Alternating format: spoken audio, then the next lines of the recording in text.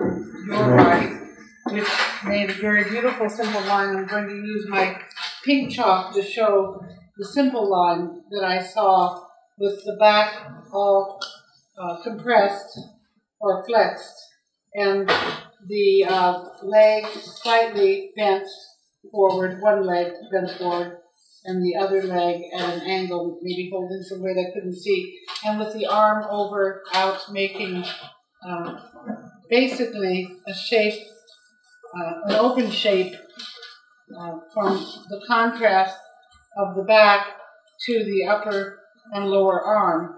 But what was so wonderful about the pose is not just that it had these shapes, but that the hand's palm was exposed, and I could see the two mounds of flesh and the fingers and the thumb going out, so that right in the middle of this pose there was a little explosion right there, a little explosion. So it made a kind of figure composition already.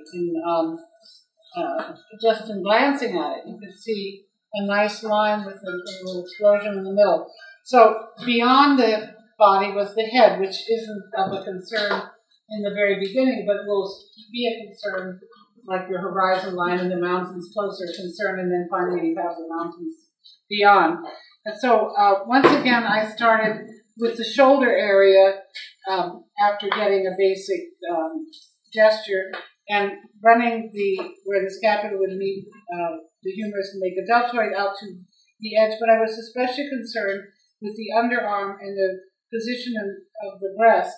And there was a very important line where the breast came out, went back, and then a curved line that showed that the body was above me and the volume and the form there. And I guess I must have made a few lines out towards the buttocks, and then it was a question of how far out the buttocks goes, and it didn't go out probably as far as I was inclined to make it go out. So whatever it was, there was the buttocks nearby and the buttocks beyond lower, I think, who knows.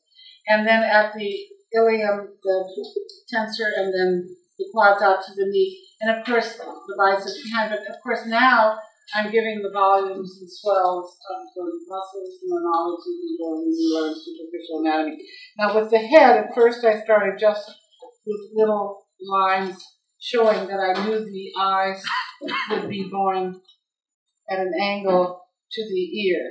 So that would make a box like this.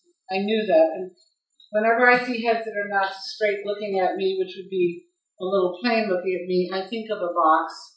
But I don't necessarily draw a box. What I draw, and I try to encourage people to do, is I draw the eyes as two ovoid shapes. I've learned that from Goya.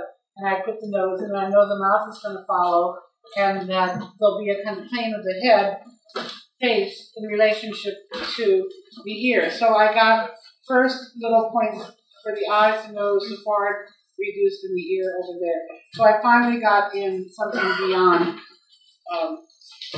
And then I think I wanted to go to the one right next to it. Well, this shows you how, no matter how hard you try, as you're struggling, your lines may not fit together.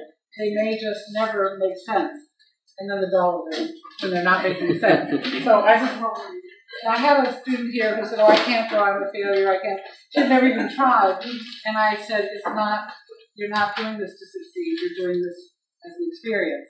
This is a way you develop your brain, and the way you stay alive, and the way you stay interested in life, and the way you practice a craft, even if nobody values it but you. But there are people who value it, and if you practice your craft that you value and you keep doing it, people who value it will come to you or find you, and you'll find them. At any rate, on this one, I started with the arm above here, and then down to the rest of it. But here again was excited by the underarm, which I happen to have been teaching to one of my students anyway, and the insertion of the pectoralis major, which is connected to where the breast is followed by biceps, and actually coracobrachialis, but let's not worry about that. And then the latissimus dorsi comes in, and then there's the humerus and the deltoid coming along.